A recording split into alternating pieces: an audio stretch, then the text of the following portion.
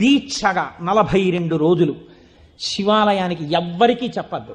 ప్రదోష వేళలో వెళ్ళి శివ ప్రదక్షిణం చేసి మీరు ఏమీ చెప్పకండి. మీరు చెప్పగలిగినంతసేపు శివాలయం అరుగు మీద కూర్చుని శివ శివ శివ శివ శివ శివ ఇదొకటే. ఒక 42 రోజులు ఈ దరిద్రాన్ని మీ కష్టాల్ని అనుభవించి చూడండి అన్నాడు. మీరు నమ్ముతారా?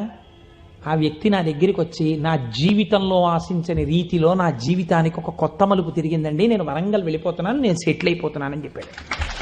ఆ వ్యక్తే నాకు ఈ మధ్యనే మళ్ళీ ఫోన్ చేసి, కోటేశ్వరారు ఇప్పుడు నేను ఎంత ఆనందంగా ఉన్నానోనండి, ఒక్కసారి మీరేమన్నా వరంగల్ వస్తారేమిటండి ఉపన్యాసాలకి, మీ దర్శనానికి వద్దాం అనుకుంటున్నాను, నేను కూడా కాకినాడ అన్నాడు. అయ్యా మీరు ఎప్పుడైనా కాకినాడ ఇప్పుడు అక్కర్లేదు, ఎప్పుడో తర్వాత వద్దురు కానీ నేను వరంగల్ ఇప్పుడు మాత్రం రావట్లేదు, నేను వరంగల్ వస్తే చెప్తాను, అప్పుడు మీరు నా దగ్గరికి వద్దురు కానీ తప్పకుండా దర్శనానికి అన్నాడు. కళ్యాణి అందులో అంటారే, ఏతి జీవంతిమానందో నరం వర్ష శతాదపి అంటుంది సుందరకాండ. 100 ఏళ్ళు